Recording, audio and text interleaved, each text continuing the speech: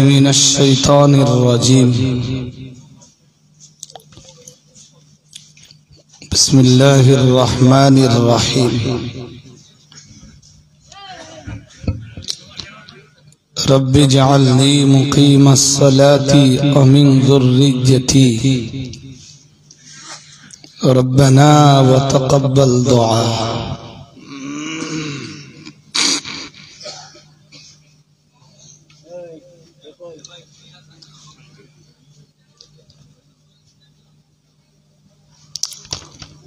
صدق الله المولانا العظيم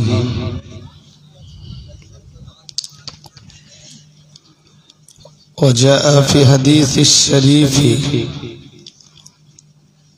عن أبي هريرة رضي الله تعالى عنه قال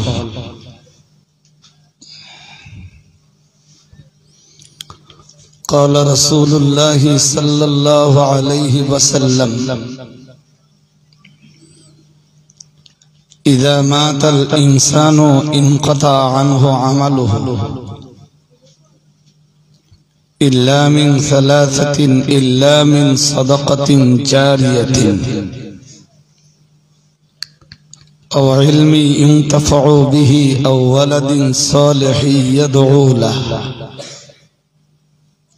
صدق رسوله النبي الكريم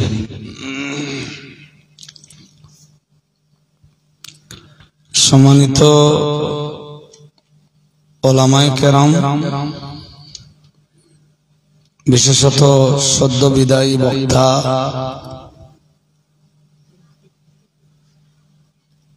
যার শরীরে রয়েছে সফরের গন্ধ,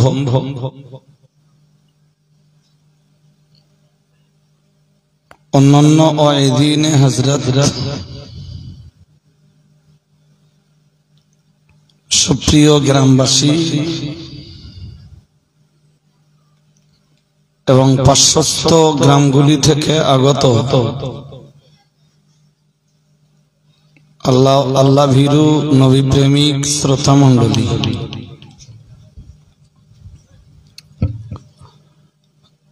আল্লাহ পাকের দরবারে শুকরিয়া যিনি আজকের মজলিসের আয়োজনের সুযোগ দান করেছেন। সর্বোপরি এতটা রাত অবধি সন্ধ্যার পর থেকে একাধারে কোরআন হাদিসের আলোকে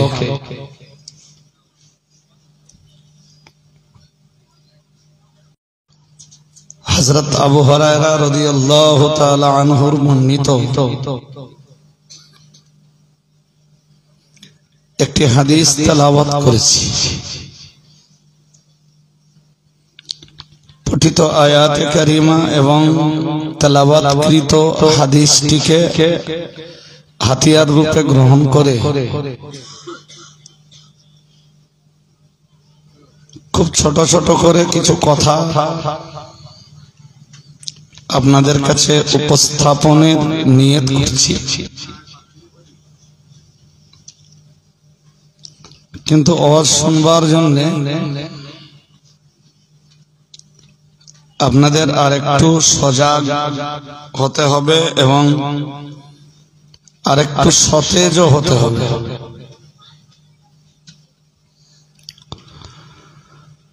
শুরু করছি। কুরআনুল কারীমের 114টা সূরার ভিতরে অত্যন্ত গুরুত্বপূর্ণ একটি সূরা হলো সূরাতু ইব্রাহিম।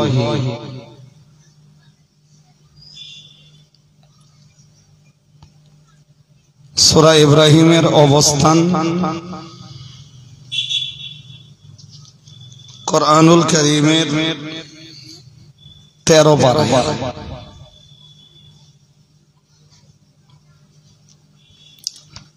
এই সূরাটা মানব জীবনে অত্যন্ত প্রয়োজনীয় একটি সূরা।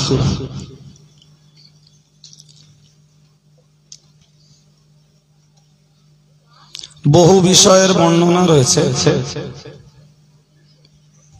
সূরা ইব্রাহিমের আলোচনা এক মজলিসে কোন মহাপণ্ডিতের পক্ষেও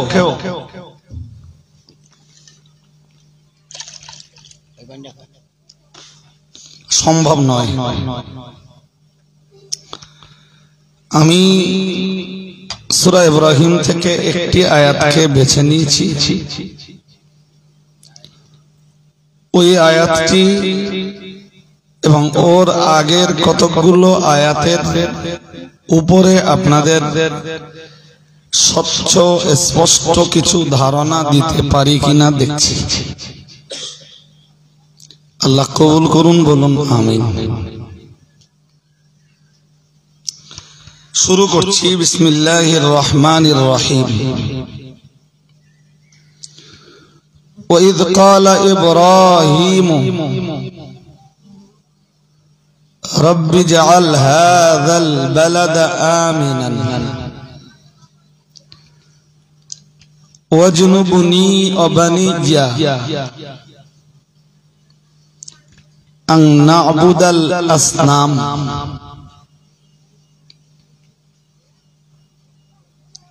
যে আয়াতে কারিমাটি পড়েছি, আয়াতটি এক্ষুনি যেটা পড়লাম সূরা ইব্রাহিমের আয়াত নাম্বার 35-35।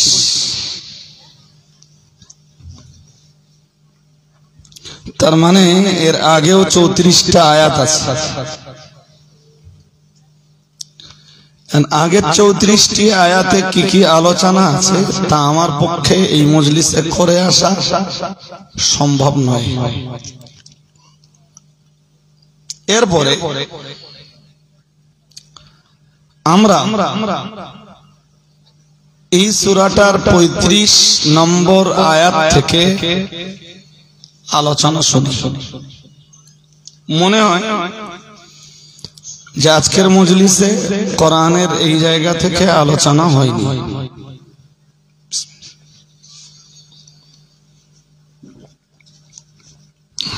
বিসমিল্লাহির রহমানির রহিম।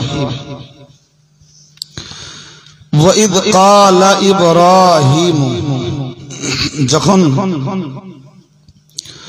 হযরত ইব্রাহিম আলাইহিস সালাম বলেছিলেন, رَبِّ اجْعَلْ هَذَا الْبَلَدَ آمِنًا। আল্লাহ,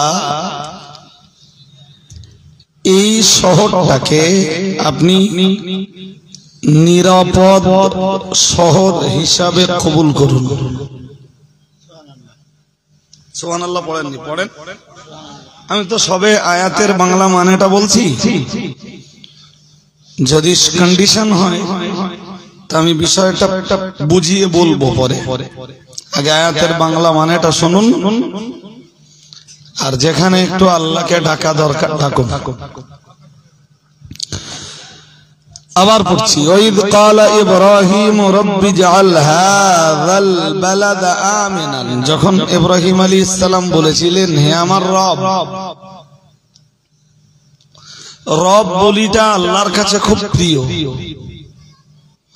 এজন্য দেখবেন আমরা যত দোয়া করি প্রত্যেক দোয়াতে রব কথাটা আছে। ربنا ظلمنا أنفسنا وإن لم تغفر لنا وترحمنا لنكونن من الخاسرين ربنا آتنا في الدنيا حسنة وفي الآخرة حسنة وقنا عذاب النار। তো রব বলিটা আল্লাহর কাছে খুব প্রিয় একটা বলি, যে বান্দা তাকে রব বলে ডাকুক। ইব্রাহিম আলাইহিস সালামের ডাকবার স্টাইলটা তিনি দোয়া করার আগেই তাকে ডাকছেন রব্বি, হে আমার রব। ইজআল হাযাল বালাদা আমিনান, হে আমার রব আপনি এই শহরটাকে নিরাপদ শহরে পরিণত করুন। সুবহানাল্লাহ।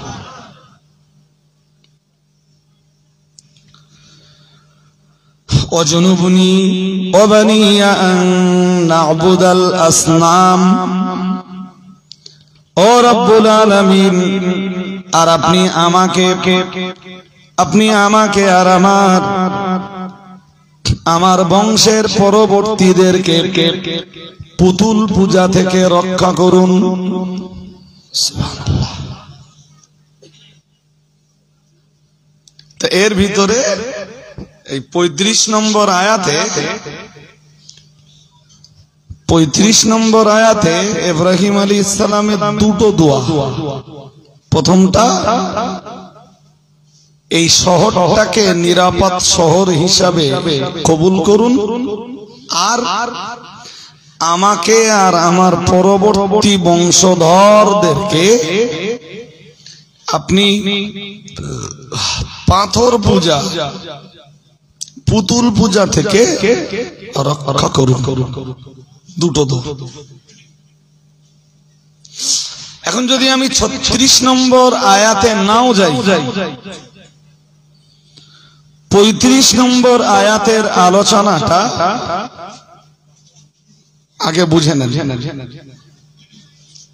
শোনেন, এই কোরআনের আলোচনা না, কোরআন দিয়ে আলোচনা যদি একদম নির্ভেজাল আলোচনা হয়, তবুও এর মজা পেতে, স্বাদ পেতে একটু সময় যাবে। চলুন আমরা পরের স্টেপটা বুঝি। ইব্রাহিম নবীর জন্ম ইরাকের বাবেল শহরে। খুব মন দিয়ে শুনতে হবে। ইরাকের এক বিখ্যাত শহর, তার নাম বাবেল। সেই শহরে ইব্রাহিম নবীর জন্ম। যে পরিবেশে ওনার জন্ম, চতুর্দিকে সব পুতুল পূজায় বিশ্বাস। এমনকি ওই পুতুল পূজাতে বিশ্বাসী তার বাবাও। আমি ইতিহাস বলবো না, শুধু ধরিয়ে দিচ্ছি আপনাদের। ওই পুতুল পূজাতে বিশ্বাসী তার আব্বাও, যেটা আমরা কোরআন থেকে পাই। তবে তাফসীরকারকদের কেউ বলেছেন যে তার আব্বা নয়, ওটা তার চাচা।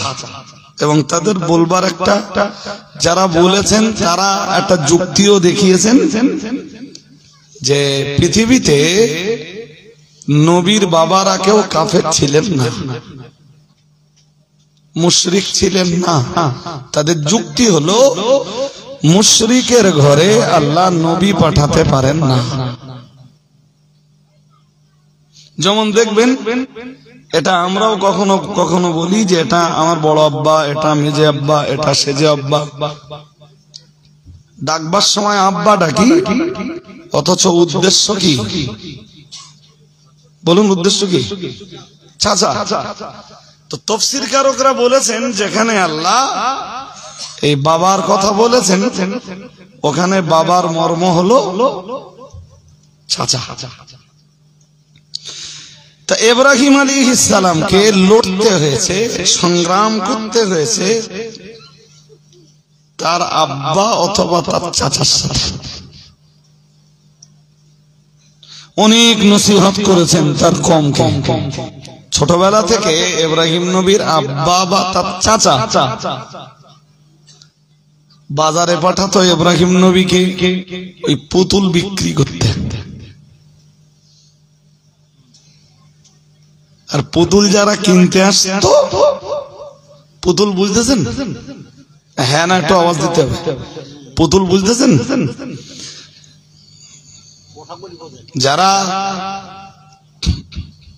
এখানে বসেছেন, আমরা ভারতবর্ষে বাস করি, সুতরাং আমাদের জবানে যেন লাগাম থাকে। তাই যতটা মার্জিত ভাবে আমি বলতে পারি বলছি। ইব্রাহিম নবী পুতুল বিক্রি করতেন, বাবা বা চাচার চাপে পড়ে। আর যখন দেখতেন বাবা চাচা নেই, খরিদ্দার এলে ইব্রাহিম নবী জিজ্ঞেস করতেন, তোমরা এই পুতুল পূজা করো? ছোট তখন একদম। তা কি উপকার করে তোমাদের? এর তো নিজেরই নড়াচড়ার ক্ষমতা নেই। এর নাগের ডগায় একটা মাছি বসলেও তাড়াতে পারে না। তো সে তোমাদের কি উপকার করবে? সাধারণত নিয়ম কি, যারা মাল বিক্রি করে মালের গুণ যতটা খরিদ্দারের কাছে একটু বেশি বলে সবাই মাল বিক্রি করে। আর ইব্রাহিম নবীকে বাচ্চা বেলায় দেশে পুতুল বিক্রি করতে উল্টো মালের দুর্নাম করতেছে। কখনো কখনো ইব্রাহিম নবী বলতেন তোমার দাম বেশি না এর দাম বেশি, এ তো তোমার মতো মানুষের হাতে তৈরি, তাহলে দাম কার বেশি? কথা বলেন। আরে বলবেন তো, পুতুল তৈরি করে কে? তো ও কেমনে মূল্যবান হল? জি, কিন্তু তার কমিউনিটি পুতুল পূজায় চরম বিশ্বাসী, যে কারণে হযরত নবী ইব্রাহিম আলাইহিস সালাম চেষ্টা করেও কিছু করতে পারেননি। চেষ্টা করেছিলেন, এই যে গল্প শোনাচ্ছি না বলো, এও কোরআনে আছে, এতক্ষণ ধরে যা শুনিয়েছি এও কোরআনে আছে। কোথায় আছে? 16 পারা সূরা মারিয়াম। আমি কোরআন নিয়ে বসেছি মানে সব কথা ফার্স্ট টু লাস্ট কোরআন থেকেই বলছি ইনশাআল্লাহ। প্রয়োজনে এক একটা হাদিস ছোটখাটো করে সময় হলে বলবো, এখন শুনে নেন। সূরা মারিয়ামে আছে, আযকুরু ফিল কিতাবে ইব্রাহিম ইন্নাহু কানা সিদ্দীকান নাবিয়্যা। মহান আল্লাহ জানিয়েছেন, ও নবী আর আপনি স্মরণ করুন হযরত ইব্রাহিম আলাইহিস সালামের কথা। ইন্নাহু কানা সিদ্দীকান নাবিয়্যা, নিশ্চয়ই তিনি ছিলেন একজন সত্যবাদী নবী। আর একটু আওয়াজ দিয়ে বলেন। কখনো ইব্রাহিম নবী মিথ্যা কথা বলিনি। এই জন্য কোরআনের ভাষায় ইব্রাহিমের নাম হলো, ইব্রাহিম আলাইহিস সালামের আরেক নাম হলো সিদ্দিক। ইন্নাহু কানা সিদ্দিকান নাবিয়্যা, তিনি নবীও ছিলেন আর চরম পর্যায়ে একজন সত্যবাদীও ছিলেন। এই কথাগুলো শুনলে এর ভিতর থেকে অনেক কিছু পাবেন। এর পরের আয়াত, إذ قال لأبيه يا أباتي لم تعبد ما لا يسمع ولا يبصر ولا يغني عنك شيئا। إذ قال لأبيه, হযরত নবী ইব্রাহিম আলাইহিস সালাম যখন তার আব্বাকে বলেছিলেন, হে আমার বাবা। যে বাবার ব্যাখ্যায় এক সময় বলেছিলাম চাচাও হতে পারে, সেই কথাটা এবার আসছে। ইদ ক্বালা লিআবিহি, যখন ইব্রাহিম আলাইহিস সালাম তার আব্বাকে বলেছিলেন, ইয়া আবাতি, হে আমার প্রিয় পিতা, হে আমার শ্রদ্ধেয় বাবা। এখান থেকে একটা কথা শিখবার, সেটা হলো ইব্রাহিম নবীর আব্বা যদি ধরে নেন কাফেরও, অথবা যদি ধরেন যে চাচা কাফেরও, তবু ইব্রাহিম নবী চাচার সঙ্গে কথা বলার সময় শব্দ চয়ন করছেন, হে আমার শ্রদ্ধেয় পিতা, অথবা হে আমার শ্রদ্ধেয় চাচা। সুবহানাল্লাহ। আর একটু মন খুলে বলুন, যেখানে আজকের সমাজের ছেলেদের ভদ্রতা সভ্যতা বলে আর কিচ্ছু নেই। বাবার সাথে কি আচরণ করতে হয়, চাচার সাথে কি আচরণ করতে হয়, কোন ধরনের বাক্য চয়ন করতে হয়, কথা বলতে গেলে আমাদের ঘরের ছেলেরা সেটাও বোঝে না। বোঝে না মিন্স কি বলবো, অনেক ছেলে আছে বোঝে, করে না। ইব্রাহিম নবীর আব্বা বা চাচা কাফের, এরপরেও তাদেরকে বলছেন ইয়া আবাত, হে আমার শ্রদ্ধেয় পিতা, অথবা চাচা। এরপরই বললেন লিমা তা'বুদু মা লা ইয়াসমাউ ওয়া লা ইউবসিরু ওয়া লা ইউগনি আনকা শাইআ। হে আমার চাচা, আপনি কেন তাদের উপাসনা করেন, কেন তাদের ইবাদত করেন? মা লা ইয়াসমাউ, যারা শুনতে পায় না। শুনতে পায়? কথা বলেন না, পায় না। ওয়া লা ইউবসিরু, দেখতে পায় না। দেখে না না। ওয়ালা ইউগনি আনকা শাইআ, যে আপনার কোনো উপকারও করতে।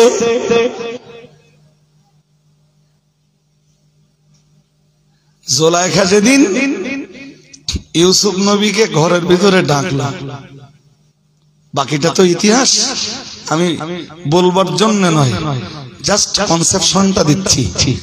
জুলাইখা যেদিন ইউসুফকে ডাকলো, বাড়ির দাসী কর্তৃক বা দাসীর মাধ্যমে, জি, সেই কোয়ার্টারের ভিতরে নিয়ে গেল ইউসুফকে, দাসীদের। ইউসুফ আলাইহিস সালামের মনটা সেদিন খুব খারাপ, মনটা ভালো বলছিল না একদম, যে জুলাইখা এই সময় কখনো আমাকে তলব করে না, হঠাৎ আজকে আমার তলব করলো, কারণ কি?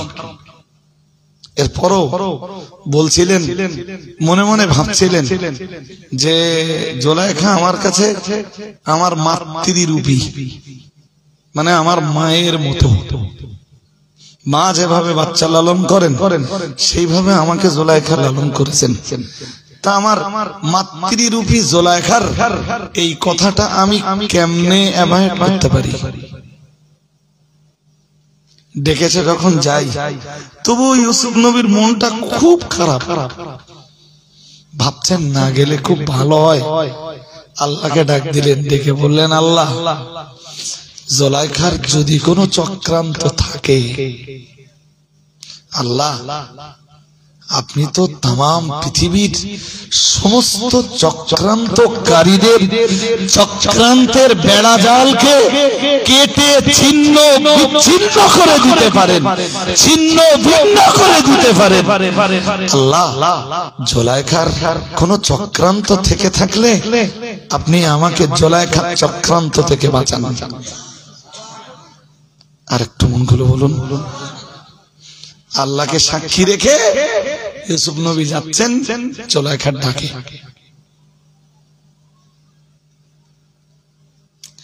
ঘরে তো জুলাইখার ঘরে প্রবেশ করার আগে আগেই পিছনের গেট সব বন্ধ হয়ে গেছে, 7টা দরজা, সবগুলো দাসীরা লক করে দিয়েছে।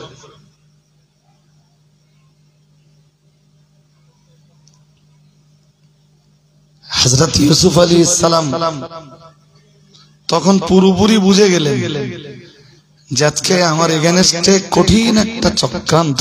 আল্লাহকে বললেন, আল্লাহ এই পরীক্ষায় আপনি আমাকে রক্ষা করুন।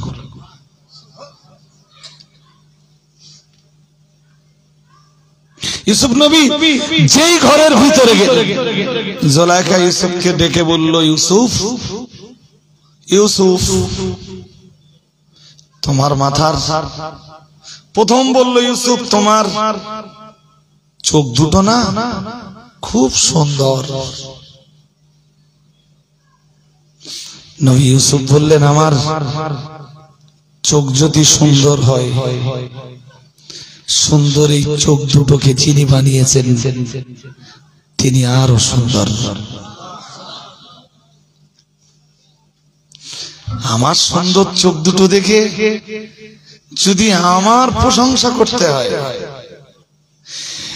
যিনি এই দুটো চোখকে সুন্দর করে বানিয়েছেন তিনি তো আরো বেশি প্রশংসার দাবিদার।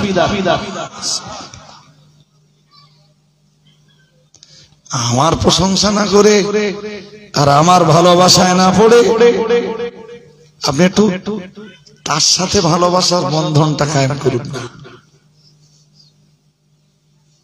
জুলাইখা দেখলো প্রথম টোপে হেরে গেছে, সেকেন্ড টোপ তফসিরে এসছে, সচরাচর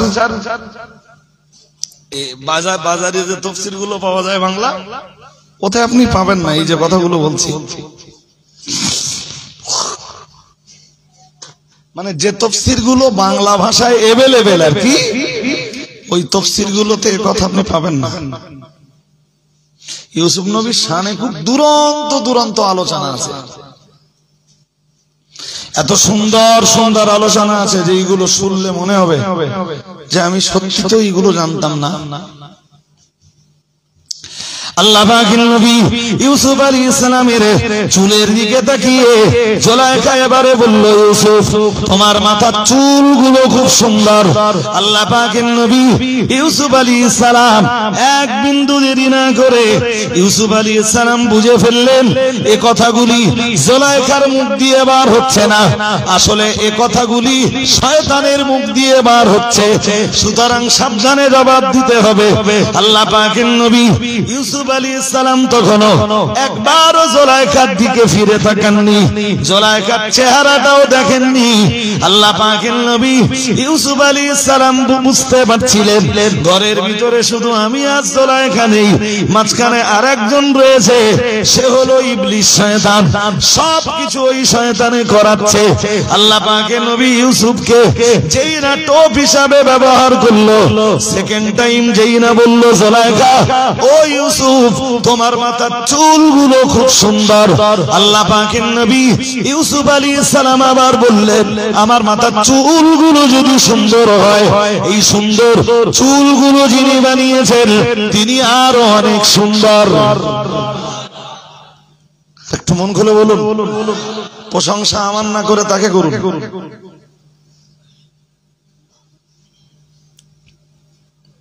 আমি তো লেনেওয়ালা, তিনি তো দেনেওয়ালা, সুতরাং প্রশংসা কখনোই লেনেওয়ালা হতে পারে না, প্রশংসা সব সময় দেনেওয়ালার হয়। মানুষ এইটুকু বুঝলে, সর্বস্তরের মানুষ এইটুকু বুঝলে কারোর ভিতরে কোন রকম অহংকার তৈরি হবে না। টাকার গরম, অর্থের গরম, সম্পদের গরম, জমি জায়গার গরম, বাড়ি গাড়ির গরম, রূপ লাবণ্যের গরম, সাদা চামড়ার গরম, কোন গরমই মানুষের ভিতরে থাকবে না। শুধু এটা ভাববে যে আমার এই সাদা চামড়ার এতে আমার কোনো কর্তৃত্ব নেই, আমার কোনো কৃতিত্ব নেই, এতে কৃতিত্ব সব আমার সেই মালিকের যিনি আমাকে সাদা চামড়া দিয়ে পৃথিবীতে পাঠিয়েছেন। টাকার গরম যাদের আছে তারা যদি ইউসুফ নবীর ওই কথাটা নিয়ে ভাবে, তারও গরম শেষ হয়ে যাবে যে টাকা টাকা হাম তো লেনেওয়ালা, হাম দেনেওয়ালা নেই।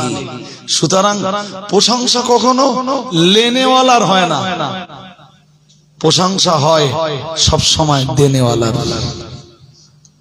এই কারণেই সূরা ফাতিহার প্রথম আয়াত আলহামদুলিল্লাহ, প্রথম আয়াতের প্রথম সেন্টেন্স, প্রথম অংশ আলহামদুলিল্লাহ, সমস্ত প্রশংসা কার?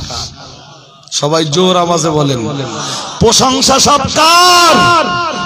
সে আল্লাহর পরিচয় রব্বিল আলামিন।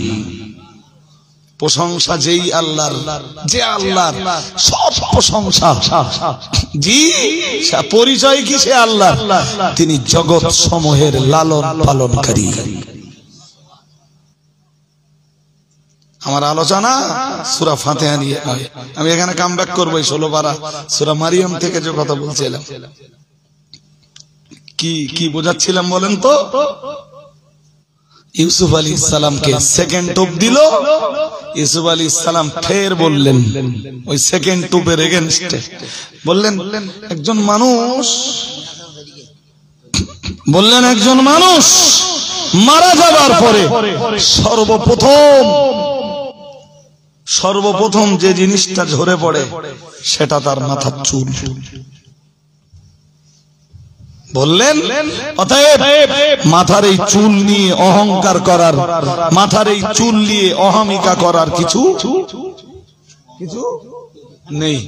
আমি কবরে যাব, আপনি কবরে যাবেন, সর্বপ্রথম যেটা ঝরে পড়বে তার নাম মাথার, জোর করে বলেন, চুল। সেই চুলের আবার কত রকম স্টাইল, যেটা আজকে সমাজে দেখি আর এই কথাগুলো তখন মনে হয় যে মরে গেলেই সর্বপ্রথম যে জিনিসটা ঝরে যাবে দেহ থেকে তার নাম মাথার চুল। সেই চুলের এত কায়দা।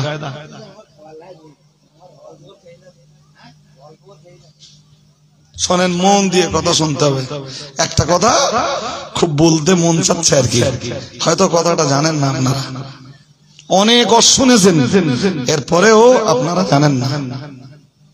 রাসূলের এক বিখ্যাত সাহাবী হযরত আব্দুল্লাহ ইবনে ওমর, নাম কি? আব্দুল্লাহ ইবনে, আরে আমি তো জানি, আপনাদের জানার দরকার বলেই আপনাদের জিজ্ঞেস করে নিচ্ছি আবার, যে শুনতেছেন কতটা, মনোযোগ আছে কতটা। জি, তো আব্দুল্লাহ ইবনে ওমরের একজন শিষ্য ছিল, ওনার নাম মুজাহিদ। তিনি বিখ্যাত তাবেঈ, সাহাবী তিনি নন, রাসূলকে দেখেননি, তবে ওমরের বেটা আব্দুল্লাহ শিষ্য তিনি। হযরত আব্দুল্লাহ ইবনে ওমরের শিষ্য হযরত ইমাম মুজাহিদ, কোরআনের মহাপণ্ডিত। তো হযরত ওমর একদিন মুজাহিদকে ডাক দিয়ে বললেন, শোনো মুজাহিদ, একটা কথা তোমাকে বলি, একটা নসিহত তোমাকে বলি, করুন। হযরত আব্দুল্লাহ ইবনে ওমর নসিহত করেছিলেন হযরত ইমাম মুজাহিদ রাহমাতুল্লাহ আলাইহির কাছে।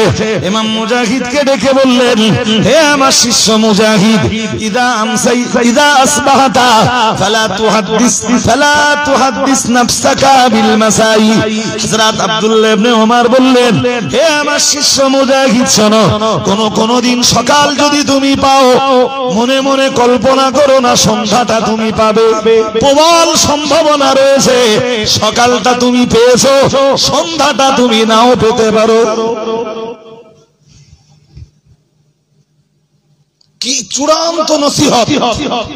বললেন, ইদা আসবাহতা, যখন তুমি সকাল করলে, ফালা তুহাদ্দিস নাফসাক, মনে মনে এই কল্পনাটা করো না, বিল মাসা, সন্ধ্যাটা তুমি পাবে, এটা ভেবো না তুমি, ভুল হচ্ছে তোমার।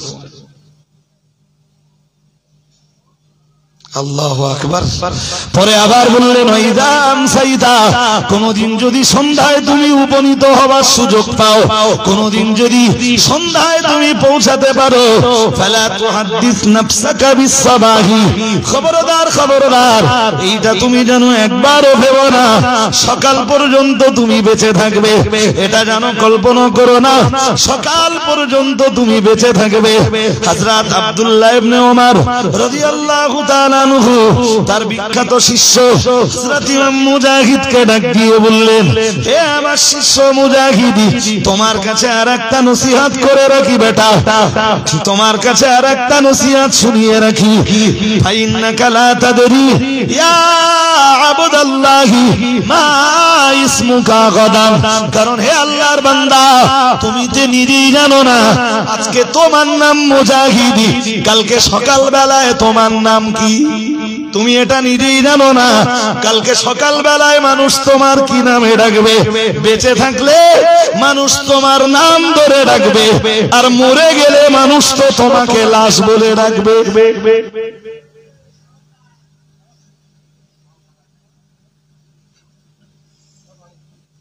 দেখুন, এই কথাগুলি অনেক ব্যাখ্যা রয়েছে, আমি সে ব্যাখ্যার জায়গাতে যাব না, গেলে আমি আর কাম ব্যাক করতে পারবো না, মানে ফিরতে পারবো না, যেখানে কথা বলছিলাম ওখানে ফিরতে পারবো না। ওই নসিহত ইবনে ওমরের, আব্দুল্লাহ ইবনে ওমরের এই নসিহত কত মূল্যবান! সকালবেলা যদি ঘুম ছেড়ে উঠেছো, জমিনে পা ফেলেছো, মানে উপরের দিকে তাকিয়ে দেখছো বিশাল আকাশ তোমার মাথার উপরে, এরপরেও তুমি ভেবো না সন্ধ্যা পর্যন্ত বাঁচবে তুমি। কত লোককে তো দেখলাম সকালে বেঁচে ছিল, সন্ধ্যাবেলা। এই কদিন আগে আমি একটা দাওয়াতে গেছি, তা গাড়ি থেকে নেমে স্টেজে যাচ্ছি, তখন ছেলেরা বলছে বলছে হুজুর যে আপনারা দাউদ করলো সে মরে গেছে, ওর জন্য একটু দোয়া করবেন। কে? তাহলে হুজুর আপনি কি চিনতে পারবেন? হয়তো মুখ দেখালে চিনতে পারবেন। মানে আমার দাউদ করতেও এসেছিল খাদিজায়, বলছো মরে গেছে। বয়স? তাহলে বয়স 30 বছর। কি হয়েছিল কি? তাহলে হুজুর এই সকালবেলা একদিন বুকটা যন্ত্রণা হচ্ছে, এরম বুক ধরে বসে পড়েছে। আর বসে আমরা দেখতে পেয়ে তড়িঘড়ি করে আরজি করে নিয়ে গেলাম। আরজি করে ভর্তি করার কিছুক্ষণ পরে মারা গেল। সকালটা পেয়েছে, সন্ধ্যাটা পায়নি। আবার এমন লোক রয়েছে যারা সন্ধ্যাটা দেখেছে, পরের দিন সকাল আর দেখবে না। এরপরে আব্দুল্লাহ ইবনে উমর বললেন, ফাইন্নাকা লা তাদরি ইয়া আব্দুল্লাহ, হে আল্লাহর বান্দা তুমি তো নিজেই জানো না মা ইসমুকা গাদান, আগামী কাল তোমার নাম কি হবে। তুমি মরে গেলে কেউ তোমাকে মুজাহিদ বলে ডাকবে না, তুমি মরে গেলে কালকে সবাই বলবে লাশ।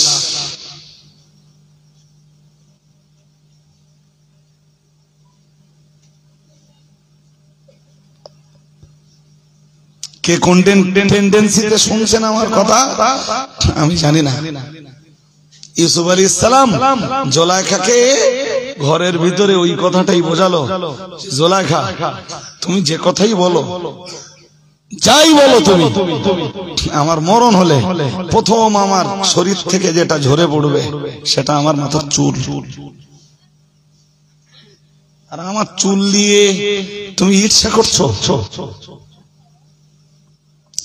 হাজিরিন মজলিস শুনে রাখুন, ইউসুফ আলাইহিস সালামকে দ্বিতীয় টোপ দিয়ে যখন ইউসুফ নবীকে কবজা করা গেল না, জুলাইখা তখন তার দ্বিতীয় টোপটাকে ব্যবহার করলো।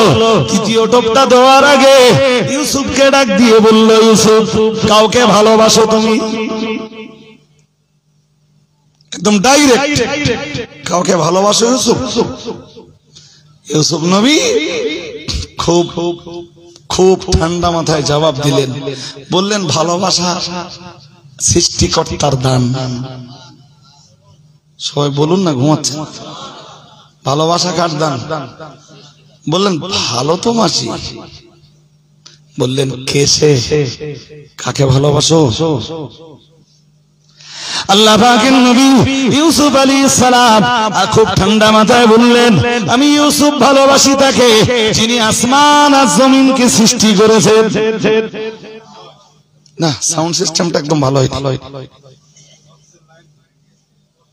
এই মাইকওয়ালা কোথায় আছো ভাই? এমনি সাউন্ড ম্যাচিং হয়। সাউন্ড ম্যাচিং যখন হয় তখন কথা বললে কষ্ট হয় না। ও 2 ঘন্টা ওয়াচ করে নামবো তো লামা আলম।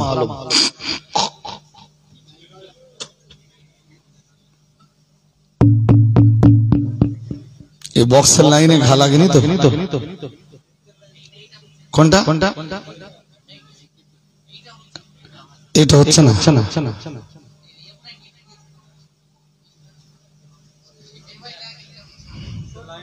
তাড়াতাড়ি দেখো, যা আছে তবু তাতে করা যাচ্ছে। একেবারে যে করা যাচ্ছে না তা না, করা যাচ্ছে।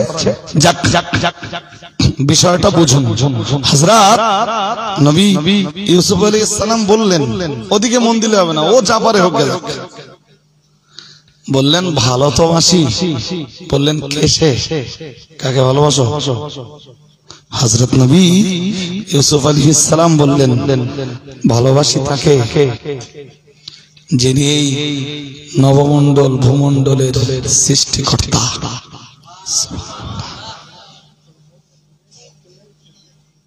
ভালোবাসি তাকে যিনি নবমণ্ডল ভূমণ্ডলের সবকিছুর মালিক, সবকিছুর মালিকানা যার, তাকে ভালোবাসি। ইউসুফের মাথার চুলগুলো যিনি এত সুন্দর করে বানিয়েছেন, ইউসুফের মাথার চুলগুলো যিনি এত সুন্দর করে বানিয়েছেন, ইউসুফের চোখটাকে যিনি সুন্দর করে বানিয়েছেন, ইউসুফের এত রূপ লাবণ্য যে রব্বুল আলামিন দিয়েছেন, ইউসুফ সেই রব্বুল আলামিন আল্লাহকে ভালোবাসে। মজার ব্যাপার, জুলাইখার জিজ্ঞেস করার উদ্দেশ্য এক, আর ইউসুফ আলাইহিস সালামের জুলাইখার কোশ্চেনের এম এক, ইউসুফ আলাইহিস সালামের অ্যানসারের টার্গেট আরেক। একটা অ্যাঙ্গেল থেকে জুলাইখা প্রশ্ন করেছে জি, আর নবী ইউসুফ আলাইহিস সালাম জবাবটা দিয়েছেন অত্যন্ত বুদ্ধিমত্তার সাথে, সম্পূর্ণ আরেকটা অ্যাঙ্গেল দিয়ে। বলেন ভালো তো বাসি তাকে, যিনি ইউসুফের এই সুন্দর দেহটাকে বানিয়েছেন, সুন্দর সুন্দর চোখ দিয়েছেন, মাথার চুলগুলো খুব সুন্দর করে বানিয়েছেন, আর ইউসুফকে এত রূপ লাবণ্য দান করেছেন, সেই রব্বুল আলামিন আল্লাহকে ভালোবাসি। জুলাইখা ইউসুফের তৃতীয় টোপের কাছে যখন হেরে গেল, এবার কোরআন বলেছে 12 পারা সূরা ইউসুফে আছে। আমি যদি বার করে পড়তে যাই সময় যাবে, আমার যতদূর মনে আছে ততদূর বলছি। হযরত ইউসুফ আলাইহিস সালামকে জুলাইখা আল্লাহ পাকের কোরআন জানিয়েছে ওয়াকাল্লাকাতিল আবওয়াব ওয়াকালাত হাইতালাক ক্বালা মাআযাল্লাহ।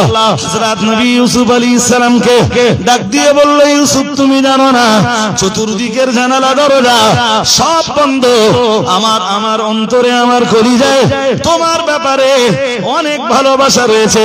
হযরত নবী ইউসুফ আলাইহিস সালাম সঙ্গে সঙ্গে বললেন আমি মিশরের মাটিতে আসবার পরে আমার মায়ের মতো করে আপনি আমায় লালন পালন করেছেন, এছাড়া আপনি আমার মুনিবের স্ত্রী, কি করে আমি এই আমানতকে খেয়ানত করতে পারি? না না না না না, আমি আপনার সাথে অবৈধ প্রেম বিনিময়ে লিপ্ত হতে পারি না, অবৈধ ভালোবাসার সম্পর্কে লিপ্ত হতে পারি না।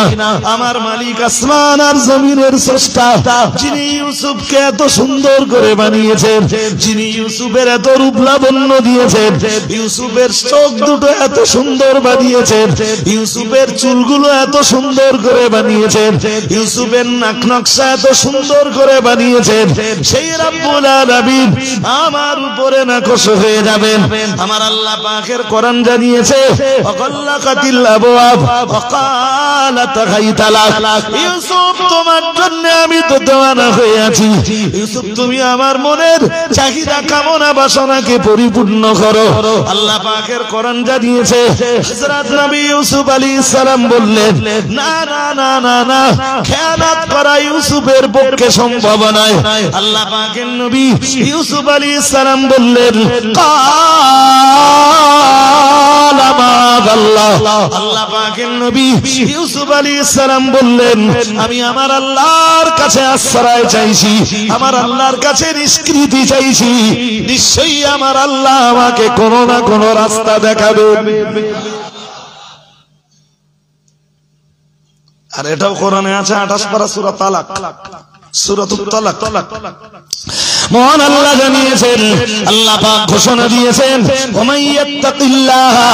আল্লাহ পাক রব্বুল আলামিন জানিয়েছেন দুনিয়ার যে মানুষগুলো আল্লাহকে ভয় করে, আল্লাহ পাক রব্বুল আলামিন জানিয়েছেন ইয়াজআল লাহু মাখরাজা। আল্লাহ পাক রব্বুল আলামিন জানিয়েছেন আল্লাহকে যারা ভয় করে আমার আল্লাহ পাক রব্বুল আলামিন তাদের জন্য রাস্তা তৈরি করে দেন। তারা মহা বিপদে পড়লেও ওই মহাবিপদ থেকে বেরিয়ে আসবার মতো রাস্তা আল্লাহ তাদের জন্য তৈরি করে দেন। একটু মন খুলে বলেন জি। জুলাইখা বলল ইউসুফ তুমি তোমার কোন মাবুদের কথা বলছো, কোন রব্বুল আলামিনের কথা বলছো, কোন রবের ভয় করছো? আমার ঘরে এই যে দেবতা দাঁড়িয়ে রয়েছে এর ভয় পাচ্ছ? তুমি তো এতক্ষণ তোমার খুব রবের কথা বললে, আমার ঘরে যে রব রয়েছে এই রবের ভয় পাচ্ছ? ঠিক আছে। জুলাইখা যে একটা কাপড় দিয়ে সেই দেবতার চোখটা ঢেকে দিলে। তাফসীরকাররা লিখেছেন ইউসুফ নবী মৃদু হাসলেন ওই কঠিন পরিস্থিতিতে। হেসেই ইউসুফ নবী পরেক্ষণ বললেন দেখো জুলাইখা,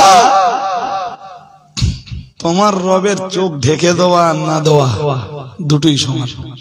খোলা থাকলেও দেখে না কি, আর ঢেকে দিলেও দেখে না।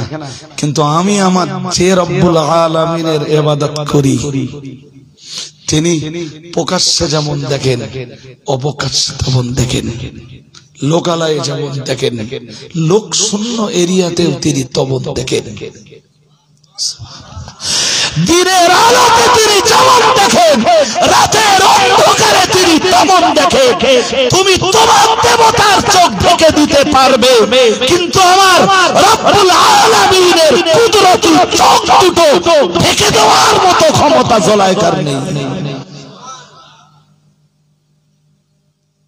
এখান থেকেও যদি জাতি শিক্ষা নেয়, এ জাতি ফের আরেকবার ভালো হবে।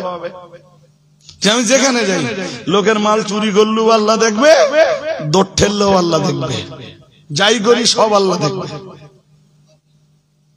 না দেখবে না?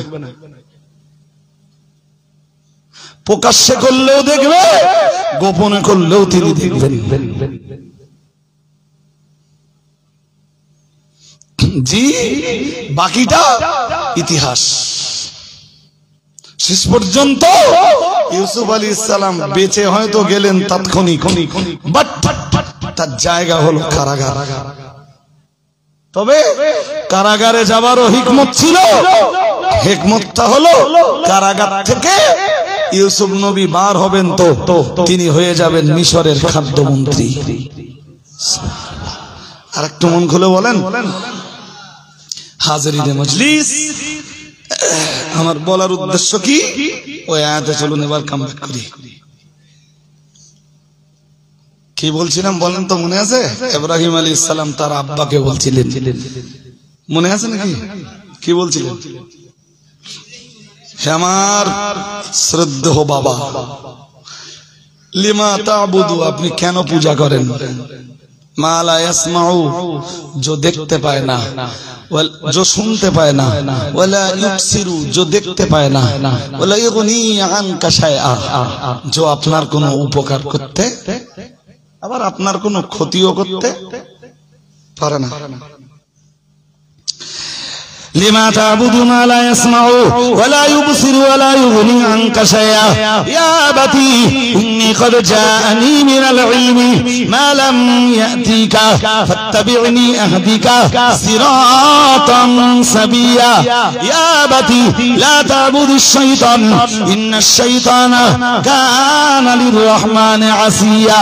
হযরত নবী ইব্রাহিম আলাইহিস সালাম আবার তার বাবার নিকটে নসিহত করলেন, হে আমার শ্রদ্ধেয় পিতা, ইন্নী কদ জাআনি মিনাল ইলমি। হযরত নবী ইব্রাহিম আলাইহিস সালাম বললেন, নিশ্চয়ই আমার কাছে এসেছে, আল্লাহর পক্ষ থেকে এলেম এসেছে, আল্লাহর পক্ষ থেকে মেসেজ এসেছে, আল্লাহর পক্ষ থেকে কল্যাণকর বাণী এসেছে। আল্লাহ পাক রব্বুল আলামিন মানব জাতির কল্যাণের জন্য আমার উপরে অনেক অনেক বাণী নাযিল করেছেন, যেটা আমরা কোরআনুল কারীমের অন্য আয়াত পড়ে পাই। আপনারা ভালোই জানেন, মাঝে মাঝে দেখবেন নামাজেও পড়া হয়। আল্লাহ পাক রব্বুল আলামিন জানিয়েছেন সূরাতুল আলার শেষের দিকে মহান আল্লাহ জানিয়েছেন, ইন্না হাযা লাফিস সুহুফিল উলা সুহুফি ইব্রাহিম ওয়া মূসা। মহান আল্লাহ জানিয়েছেন, আল্লাহ পাক রব্বুল আলামিন জানিয়েছেন, এসব বিষয়ের আলোচনা শুধু যে আমি কোরআনুল কারীমে দিয়েছি তাই না, ইন্না হাযা লাফিস সুহুফিল উলা, পূর্ববর্তীদের উপরে যেসব কিতাব আমি আল্লাহ নাযিল করেছিলাম, বিগত দিনে নবী রাসূলদের উপরে যেসব কথা আমি আল্লাহ নাযিল করেছি, কিতাব নাযিল করেছিলাম, তার ভিতরেও আমি আল্লাহ এই কোরআনের অনুরূপ কিছু কথাবার্তা দিয়েছিলাম। ইন্না হাযা লাফিস সুহুফিল উলা সুহুফি ইব্রাহিম আমি আল্লাহ পাক রব্বুল আলামিন এসব কথাবার্তা আরো দিয়ে রেখেছিলাম। ইন্না হাযা লাফিস সুহুফিল উলা সুহুফি ইব্রাহিম ওয়া মূসা। আমার মূসার উপরে যে সহিফাটা আমি নাযিল করেছিলাম, কিংবা আমার মূসার উপরে যে কিতাবটা আমি নাযিল করেছিলাম, তাতেও আমি আল্লাহ কোরআনের অনুরূপ কথাবার্তা কিছু দিয়েছিলাম। ও সুহুফি ইব্রাহিম ওয়া মূসা, ঠিক তাই বলছো। জাতির পিতা জাতির জনক হযরত ইব্রাহিম আলাইহিস সালামকে আমি আল্লাহ যে কিতাব দান করেছিলাম, সে কিতাবের ভিতরেও কোরআনের অনুরূপ কিছু কথাবার্তা দিয়েছিলাম। যদিও আল্লাহ পাক হযরত নবী ইব্রাহিম আলাইহিস সালামকে যে কিতাবটা দান করেছিলেন, ওটা বড় কোনো কিতাব ছিল না। ওরে আরবিতে বলা হয় সহিফা। সহিফা বলা হয় ছোট ছোট কিতাবকে। হযরত নবী ইব্রাহিম আলাইহিস সালাম তাই তার আব্বাকে ডেকে বলছিলেন, ইদ ক্বালা লিআবিহি ইয়া আবাতি লিমা তা'বুদু মা লা ইয়াসমাউ ওয়া লা ইউবসিরু ওয়া লা ইউগনি আনকা শাইআ ইয়া আবাতি ইন্নী ক্বাদ জাআনি মিনাল ইলমি। হে আমার আব্বা, হে আমার শ্রদ্ধেয় পিতা, আমার কাছে আল্লাহর পক্ষ থেকে মেসেজ এসেছে, আল্লাহর পক্ষ থেকে বাণী নাযিল হয়েছে। হে আমার আব্বা, মালাম ইয়াতিকা, যা আপনার কাছে অবতীর্ণ হয়নি, যা আপনার নিকটে আসেনি, ফাত্তাবিউনি আহদিকা সিরাতান সাবিয়া। সুতরাং যদি আপনি বাঁচতে চান এবং সহজ সরল প্রাঞ্জল রাস্তা যদি পেতে চান, তাহলে ওই সব পুতুল পূজা বন্ধ করে ফাত্তাবিউনি, আপনি আমার অনুসরণ করুন। আহদিকা সিরাতান সাবিয়া, আমি আপনার বেটা ইব্রাহিম আপনাকে সহজ রাস্তাটাই দেখাবো।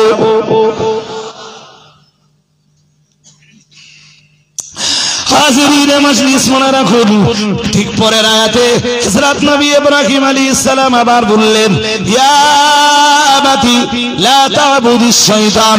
হে আমার বাবা, আর আমার আপনার জন্য শেষ নসিহত, লা তা'বুদিস শয়তান, আপনি যেন এইসব শয়তানের পূজার্চনা করবেন না। ইন্নাশ শাইতানা কানা লির রহমানি আসিয়া।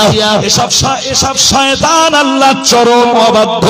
হযরত নবী ইব্রাহিম আলাইহিস সালাম এই পর্যন্ত নসিহত করলেন, এরপরে আবার বললেন, ইয়া আবাতি ইন্নী আখাফু আইয়ামাসসাকা আযাবুম মিনার রহমানি ফাতাকুনা লিশ-শাইতানি ওয়ালিয়া। ইয়া আবাতি ইন্নী আখাফু আইয়ামাসসাকা আযাবুম মিনার রহমান।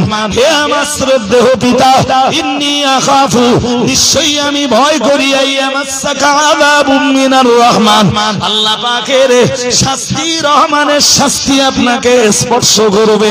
ফাতাকুনা লিশ-শাইতানি ওয়ালিয়া, আমার দেখানো রাস্তায় যদি আপনি না চলেন, আমার কাছে যে ইলম নাযিল হয়েছে, আল্লাহ আমার উপরে যে কিতাবটা নাযিল করেছে, এই কিতাব অনুযায়ী যদি আপনি আপনার জীবনটাকে গড়ে না তোলেন, আইয়ামাসসাকা আযাবুম মিনার রহমান, ইন্নী আখাফু আইয়ামাসসাকা আযাবুম মিনার রহমান, রহমানের শাস্তি আপনাকে স্পর্শ করতে পারে, আমি বড় ভয় পাচ্ছি। ফাতাকুনা লিশ-শাইতানি ওয়ালিয়া, আর যদি রহমানের শাস্তি, আমার রব্বুল আলামিনের জাহান্নামের শাস্তিটাই যদি আপনার নসিবে জুটে যায়, আমার বড় ভয় হয়। ফাতাকুনা লিশ-শাইতানি ওয়ালিয়া, জাহান্নামের ভিতরে আপনি শয়তানের বন্ধু হয়ে যান কিনা। এই সুবহানাল্লাহ কে বলে? কে বললে সুবহানাল্লাহ?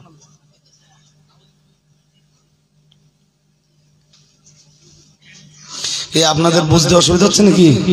হ্যাঁ, একদম প্লেন কোরআন পড়ে পড়ে বলছি, শুধু কোরআন পড়ে বলছি, বিস্তার ব্যাখ্যা করলে ওই গোটা আয়াতের তাফসীর করা শেষ হবে না। জি, কন্ডিশনটা কি দাঁড়াচ্ছে দেখেন। এই পর্যন্ত বলে ইব্রাহিম নবীর নসিহত টোটাল শেষ।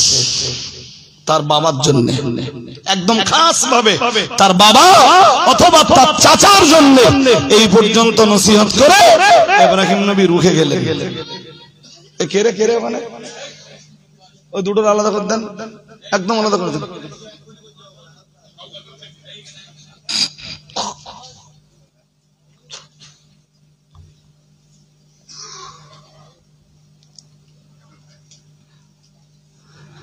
চলুন এবার ইব্রাহিম আলাইহিস সালামের আব্বা বলবে। এতক্ষণ ইব্রাহিম আলাইহিস সালাম বলেছেন, ওয়াজ করেছেন, নসিহত শুনিয়েছেন, সেই নসিহতের জবাবে ইব্রাহিম নবীর বাবা এবারে তাকে ডাক দিয়ে বলল, ক্বালা আরাগিবুন আনতা আন আলিহাতি ইয়া ইব্রাহিম লা ইল্লাম তানতাহি লা আরজুমান্নাকা ওয়াহজুরনি মালিয়া।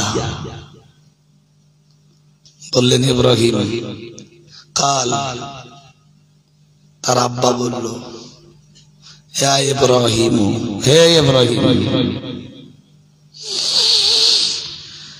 আরাগিবুন ক্বালা আরাগিবুন আনতা আন আলিহাতি ইয়া ইব্রাহিম, হে ইব্রাহিম, তুমি কি আমার এই সব পুতুল থেকে আমাকে দূরে সরাতে চাচ্ছ? বছরের পর বছর ধরে আমি যাদেরকে পূজা করে আসছি, কি চাচ্ছ তুমি বলো?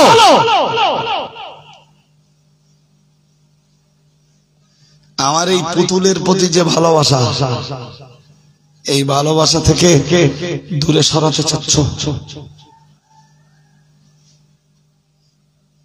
শিক্ষার এত অগ্রগতি হয়েছে, এডুকেশন এত এগিয়েছে, এখনো মানুষের এইটুকু সচেতনতা, জি এইটুকু সাবধানতার জাগরণ ঘটেনি যে এই পাথরের পুতুলগুলো আমার কোনো উপকার করতে, ক্ষতিও করতে পারে না।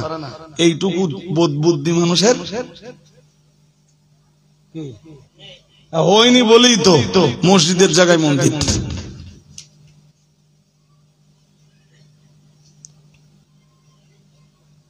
এই তো চলছে। আবার এখন জ্ঞানব্যাপী মসজিদ নিয়ে যে মামলা হয়েছিল, সে মামলার রায়ও মন্দিরের পক্ষে চলে গেছে। আমরা এখানে ঘেউ ঘেউ করেও কিচ্ছু করতে পারবো না। 2024 ফের ইলেকশন হবে, এই কিছুদিন বাদে দেখবেন ইলেকশন হবে, আবার ওরাই ক্ষমতা আসবে, মিলিয়ে নেবে। লড়াই করার মতো কোন টিম নেই ভারতবর্ষে। সুতরাং ঘেউ ঘেউ করা খানিকটা বেকার হবে। তবুও মাঝে মাঝে বলি, শুধু হকটা আদায় করার জন্য, নইলে হয়তো আল্লাহর কাছে দায়বদ্ধ থেকে যাবে। মুসলমান জিতবে সেদিন, যেদিন মুসলমান তার আদর্শ নিয়ে ফিরে আসবে। মুসলমানের জয় সেই দিন হবে যেদিন মুসলমান তার আপন চরিত্রের জায়গাতে দাঁড়াতে শিখবে।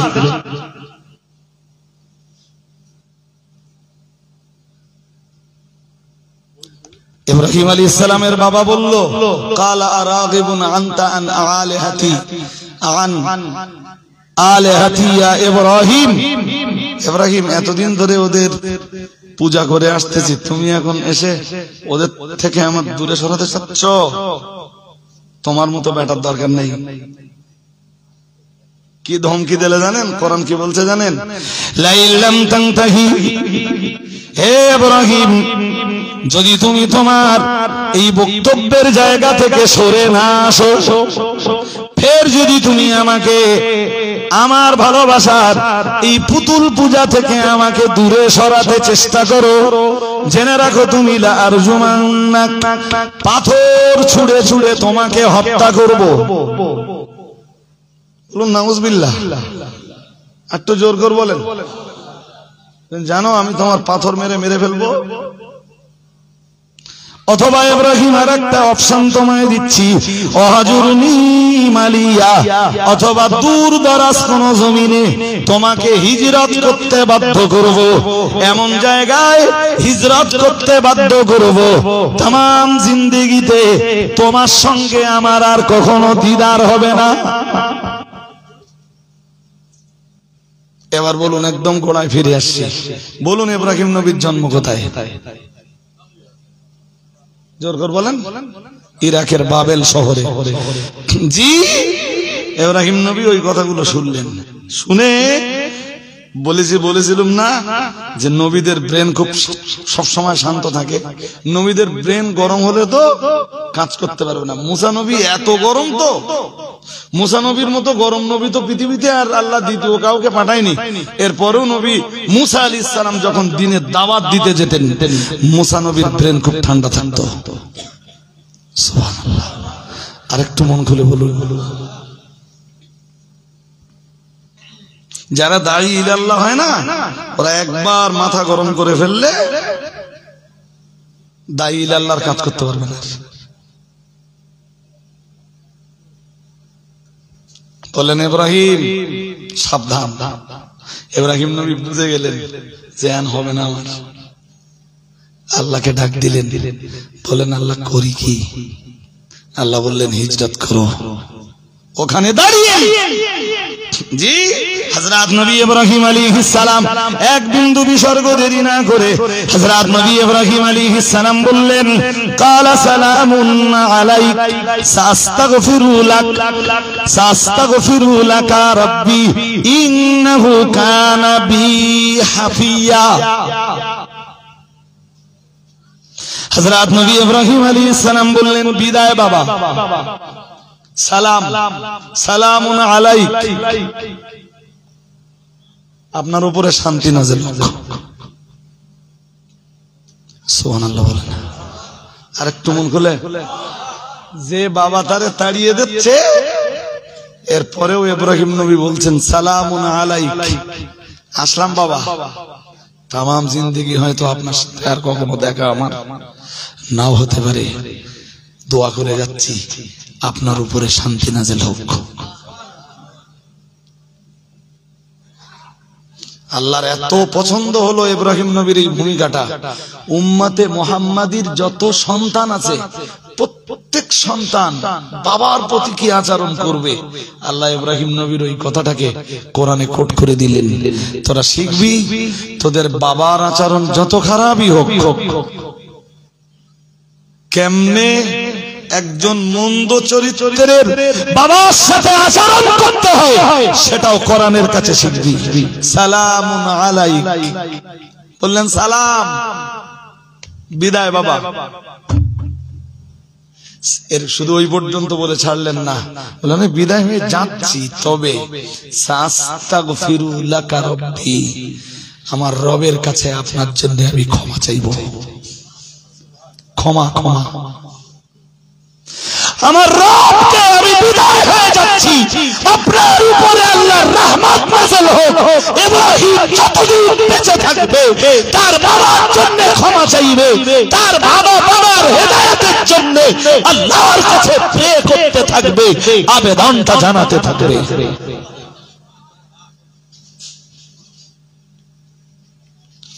এই জন্য বাবা যত খারাপই হোক, কবি দুরাচার নয়, কোরআন ওইটা শিক্ষা দেয়। চোখের পানি ফেলতে ফেলতে ইব্রাহিম নবী বেরিয়ে পড়লেন, একা একা। কোথায়? ইরাকের বাবেল। আল্লাহর হুকুমে চলে গেলেন ফিলিস্তিনের মাটিতে। কোথা? জোর করে বলেন না, বলেন কোথায় সে? উফ, ফিলিস্তিন পৃথিবীর এমন একটা জায়গা, এর চেয়ে বেশি নবী আল্লাহ কোন দেশে পাঠিয়েছেন আমার জানা নেই।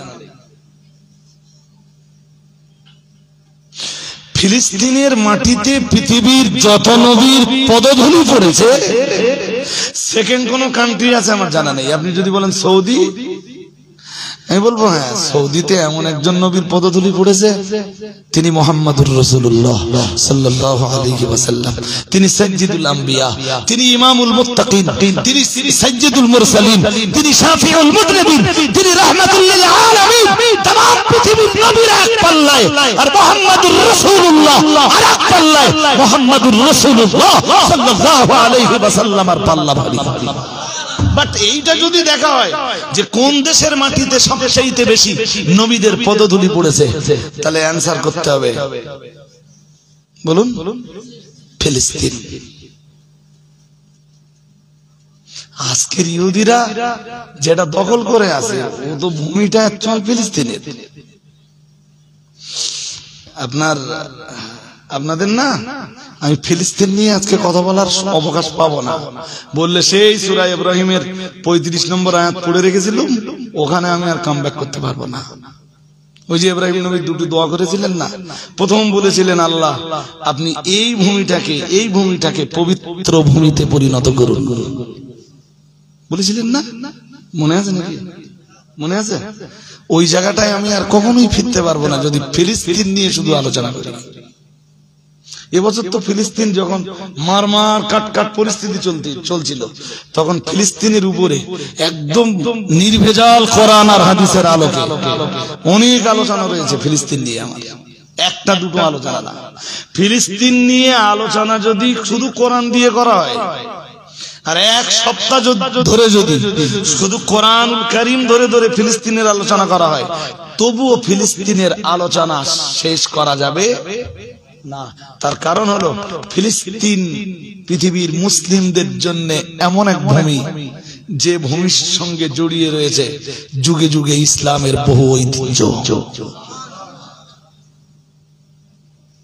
পৃথিবীর হাজার হাজার নবীদের আনাগোনা ওই ফিলিস্তিনের মাটিতে। কোরআন বলছে না, সূরা বানী ইসরাঈলের প্রথম আয়াতেই কোরআন বলছে, কি বলছে? সুবহানাল্লাযী আসরা বিআবদিহি লাইলাম মিনাল মাসজিদিল হারামি ইলাল মাসজিদিল আকসাল্লাযী বারাকনা হাওলাহু লিনুরিয়াহু মিন আয়াতিনা ইন্নাহু হুয়াস সামিউল বাসীর।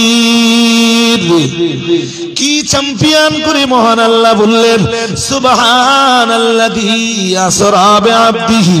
মহান আল্লাহ বললেন পবিত্রতা সেই আল্লাহর, পুণ্যময় সেই রব্বুল আলামিন, যিনি তার কোন এক বান্দাকে, এখানে কোন এক বান্দা বলতে মুহাম্মাদুর রাসূলুল্লাহ সাল্লাল্লাহু আলাইহি ওয়াসাল্লামকে কোন এক রাত্রিতে আসরা পরিভ্রমণ করিয়েছিলেন লাইলাম মিনাল মসজিদিল হারামে। আমরা জানো বললাম আল্লাহ কে পরিভ্রমণ করিয়েছিলেন? আমার আল্লাহ বললেন যিনি পরিভ্রমণ করিয়েছিলেন তিনি অত্যন্ত পুণ্যময়। তার মানে ইঙ্গিতটা আল্লাহর দিকে।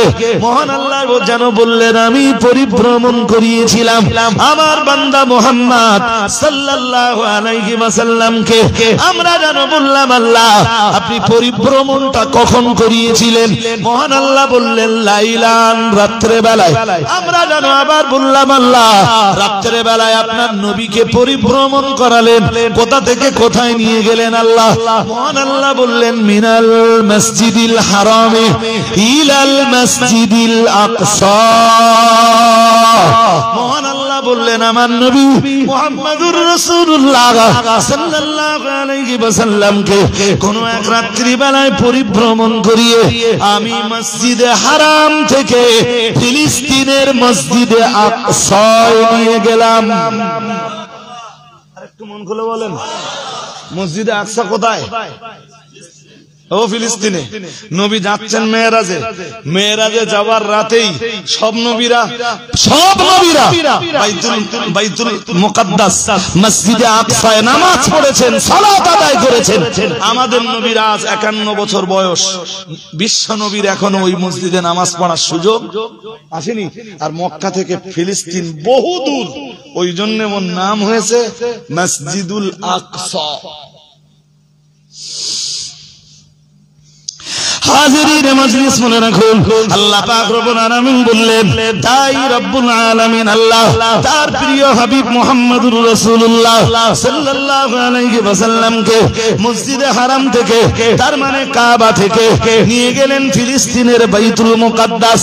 আমরা জানো বললাম আল্লাহ বাইতুল মুকাদ্দাস কেন এত গুরুত্বপূর্ণ? মহান আল্লাহ বললেন আল্লাযী বারাকনা হাওলাহু। মহান আল্লাহ বললেন ওই বাইতুল মুকাদ্দাস যে ভূমিতে রয়েছে ওই ভূমির চতুর্দিকে আমি অনেক বরকত নাযিল করেছি। আর একটু মন খুলে বলেন কোথায় বরকত নাযিল করেছেন? ও চতুর্দিকে প্রচুর পরিমাণ বরকত আল্লাহ নাযিল করেছে। শুধু মুফাসসিররা বরকতের যা ব্যাখ্যা দিয়েছেন, কোন মজলিসে যে বাইতুল মুকাদ্দাস আর বাইতুল মুকাদ্দাসের চতুর্দিকে আল্লাহ কি কি বরকত নাযিল করেছেন, এইগুলো যদি ব্যাখ্যা করা হয় আর এক মজলিসে অজ হয়ে যাবে। আমার উদ্দেশ্য তা না। আমাদের নবী ওই রাত্রে গেলেন, হাদিসে আসতেছে, নবীজি বলেন, লম্বা হাদিস মেরাজের, ওই হাদিসে বলেন, সুম্মা দাখালতুল মসজিদা, এরপরে আমি মসজিদে আকসার ভিতরে ঢুকে পড়লাম, সাল্লাইতু ফীহি রাকাতাইন, আমি ওর ভিতরে 2 রাকাত সালাত আদায় করলাম। আরেকটু মন খুলে আল্লাহু আকবার। নবীর মেরাজ এখনো শুরু হয়নি, এবার মেরাজ শুরু হবে।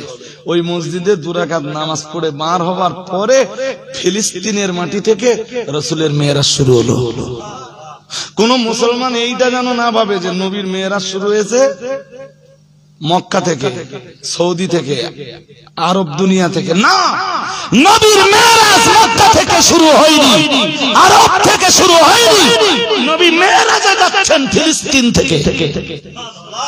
আরেকটু মন খুলে বলতে পারেন না? মেরাজ মানে ঊর্ধ্বগমন। মেরাজের বাংলা সিঁড়ি, সিঁড়ি দিয়ে উপরে ওঠা হয়, ওই জন্য ওর মানে হলো ঊর্ধ্বগমন। নবী উপরের দিকে উঠতেছেন মক্কা থেকে না ফিলিস্তিন থেকে?